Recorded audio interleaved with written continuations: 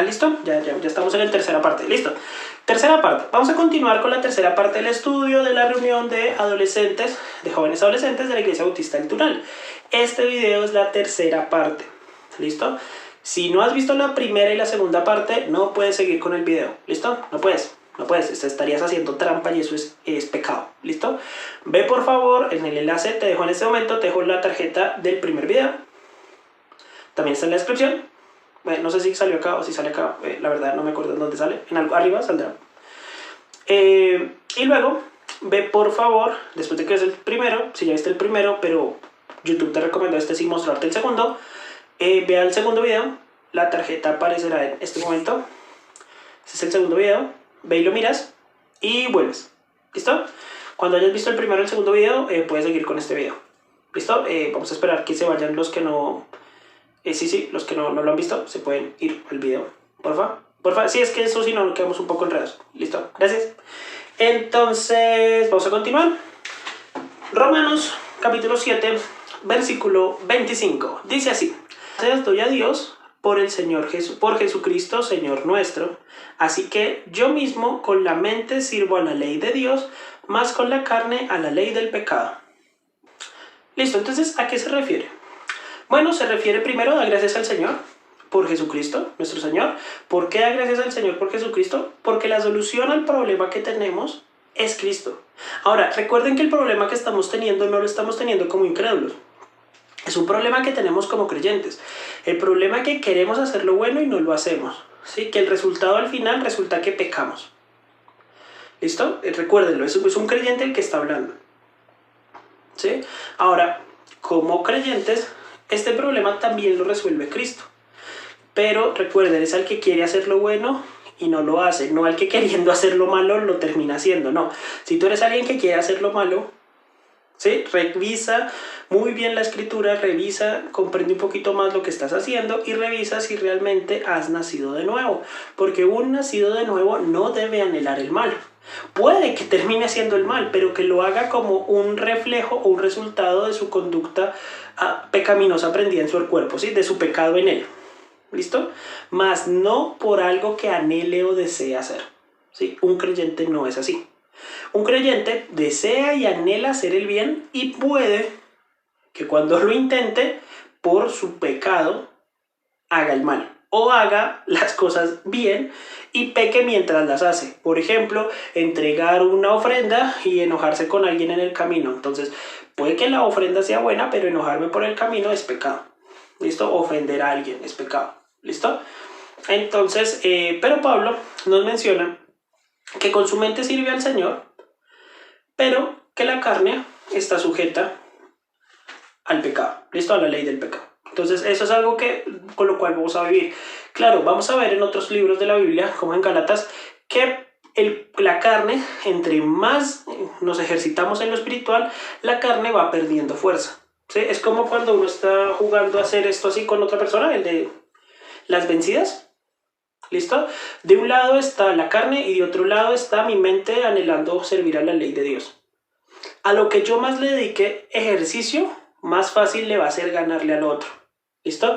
Pero aún así van a haber cosas que siempre nos van a empujar a pecar. Entonces, esto es algo importante y es algo que nos preocupa a nivel de servicio. A nivel de servicio al Señor, tanto como por mi lado, como por el lado de mis hermanos, vamos a enfrentarnos a esta situación de que el creyente está pecando. Pecando con una mala actitud, pecando haciéndome mala cara, o yo haciendo mala cara con una mala actitud, y esto va a afectar el corazón de otros hermanos. Esta situación en el servicio al Señor es real. Y como hijos de Dios y personas en Cristo es real. O sea, mi intención no es desanimarte, mi intención es que veas la realidad de las cosas y la realidad a la luz de la Escritura. Pablo nos menciona que esto ocurre. ¿Listo? Que esto le ocurría incluso a él. O sea, quiero ser enfático, es algo que le ocurría incluso a Pablo. Nadie es especial como para decir que no le ocurra. Si un creyente dice que nunca peca, está mintiendo. ¿Listo? Entonces tengamos eso presente, aunque su actitud con respecto al pecado debe ser la misma que con respecto que la de Dios, como lo vimos al principio de esta enseñanza, ¿sí? Que él debe poder identificar a la luz de la ley y de las escrituras el pecado y debe anhelar no hacerlo. un creyente puede pecar. ¿Listo? No con gusto, va a ser un efecto secundario, va a ser un problema, ok, pero lo puede hacer. ¿Listo? Lo puede hacer. Grande, pequeño, chiquito, impactante, no impactante, disimulado, lo puedo ocultar por algún tiempo, va a pasar. ¿Listo? Va a pasar. Tanto te puede pasar a ti, me puede pasar a mí, como le puede pasar a cualquier líder de cualquier congregación, a cualquier predicador. ¿Listo? Entonces, esto es algo real. La solución es Cristo. ¿Listo? Ahora, veamos la solución.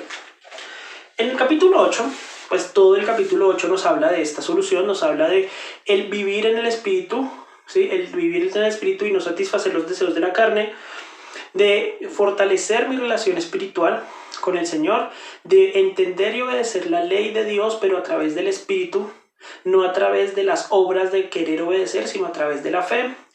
Pero quiero pegar un salto por cuestiones de tiempo.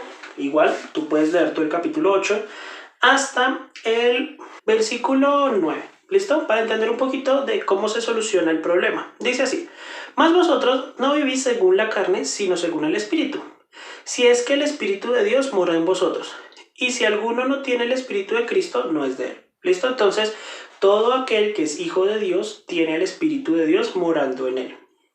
Pero si Cristo está en vosotros, el cuerpo en verdad está muerto a causa del pecado, mas el Espíritu vive a causa de justicia.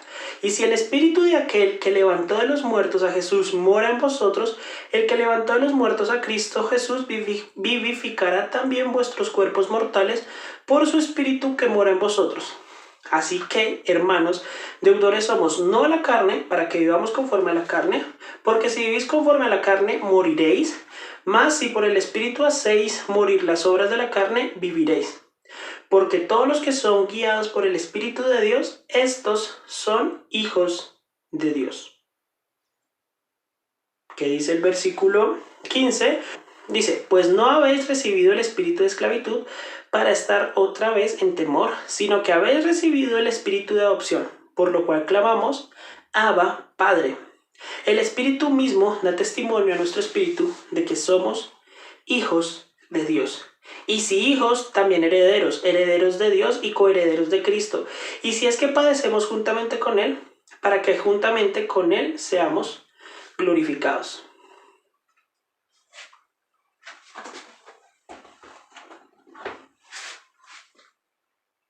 ¿Notaron el cambio de ritmo? No tanto de mi lectura, sé que algunas veces me río un poco los nervios, pero notaron un poco el cambio de ritmo. Ya no estamos, o sea, ya la lectura no se siente como algo de desánimo de parte de Pablo, sino como un aliento y una fuerza hacia lo que es vivir en el Espíritu. ¿Y qué somos en Cristo? ¿Quiénes somos en Cristo? Nos dice que somos hijos y que somos herederos, herederos de Dios y coherederos de Cristo. Y si es que padecemos juntamente con Él, para que juntamente con Él seamos glorificados. Seremos glorificados. ¿Pero cómo? ¿Cómo pasamos de hablar de que tenemos un problema con el pecado, que mora en nuestra carne, a que nos digan y nos muestren que podemos decirle al Señor Abba, Padre, que es la forma más cariñosa en el hebreo de decir papá? Poder decirle al Señor papá. ¿Cómo puede un pecador, alguien que está cometiendo pecado, alguien que acaba de decir que su problema es que quiere hacer el bien y no lo hace, cómo puede llamar al Señor papá? ¿Cómo podemos ser herederos de Cristo, coherederos y herederos de Dios, cuando acabamos de ver, o sea, no es en un libro diferente, lo acabamos de ver en el pasaje? Porque el pasaje es claro y nos dice que nosotros no vivimos según las obras de la carne, sino que vivimos según el Espíritu. Vivimos dejando que el Espíritu nos controle, queriendo agradar a Dios. Y que nuestra condición en Cristo no es por lo que hacemos. ¿Sí? Nuestra posición, en Cristo no es por lo que hacemos, sino es por lo que Cristo hace o por lo que Cristo hizo. Nosotros podemos andar en el Espíritu. Y cuando andamos en el Espíritu y el Espíritu nos da testimonio a nuestro espíritu de que somos hijos de Dios,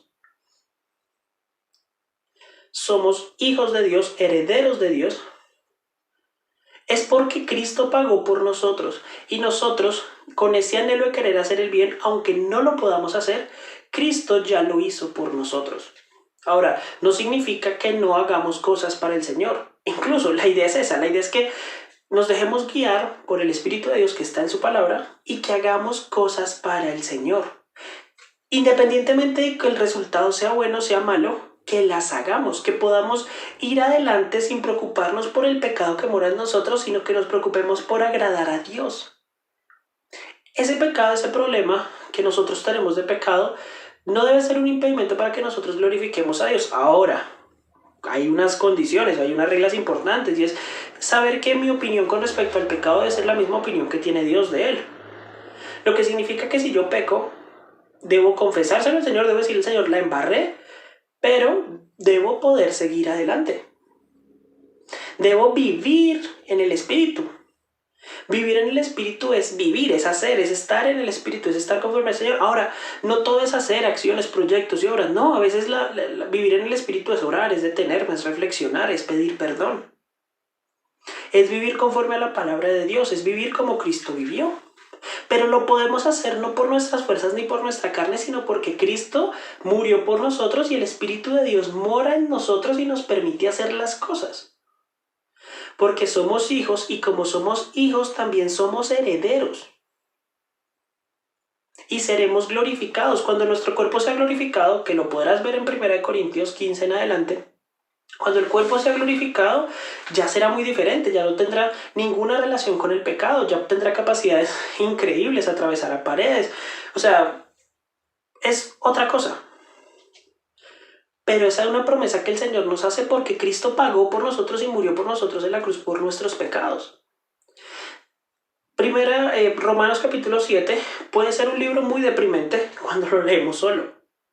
Cuando no nos damos el tiempo de estudiar y analizarlos y entender el contexto en el cual está. También hay algo importante para revisar en el capítulo 6. No lo revisaremos ahora, lo puedes revisar tú. Pero es muy, muy importante. Tenemos la capacidad de vivir en el Espíritu cuando somos hijos de Dios. ¿Listo? Ahora tú me dices, no, es que no sé cómo vivir en el Espíritu. Genial, está perfecto. Parte del proceso de la vida cristiana es entender cómo hacerlo. Y para entender cómo hacerlo, lo primero es estar en su palabra. Lee la palabra de Dios, estúdiala, analízala, medítala. Mira sus mandamientos, mira sus mandatos, analiza su cumplimiento, si se aplican o no para ti. O sea, estudia de una forma muy juiciosa y si aplican, obedécelos. Eso es vivir en el Espíritu, obedecerlos sin poner ni un pero. La próxima vez que alguien te abofetee, ponle otra mejilla. Y alguien dirá, no, pero pues no, eso no aplica. Sí, sí aplica. A veces nos abofetean y no con la mano, nos abofetean con palabras. A veces nos tratan re mal. Y nuestra respuesta natural es responder. Responder no es ponerle otra mejilla. Y hay muchos casos y mandatos tan sencillos de cumplir que no obedecemos simplemente porque no queremos o no entendemos que tenemos la capacidad de obedecerlos. Y la capacidad de obedecerlos es solamente obedecerlos. Es dejar de pensar en el pecado que podría impedirme hacerlo y hacerlo. Quiero servir al Señor, quiero anotarme en un servicio en la iglesia, quiero servir en un ministerio, quiero hacer algo para el Señor. Hazlo. Hazlo.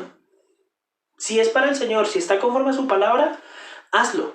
Nada debería poder impedírtelo a nivel de pecado. Claro, venimos a la forma, al respeto a la autoridad, que si queremos hacer algo y hay un ministerio ya haciéndolo, pues preguntamos, nos sometemos, porque eso también es obediencia al Señor. Pero hazlo. Con esto terminamos esta parte. Vamos a la cuarta parte. Muchas gracias por ver. Vamos a la cuarta parte. Vamos a mirar el final del capítulo 8 y vamos a concluir. Sí, creo que la cuarta parte concluimos, o no sé, tal vez haya una quinta. Y con eso estaremos ya preparados para vernos el sábado, responder muchas preguntas, si se puede hacer un taller y si no, pues ahí estaremos hablando.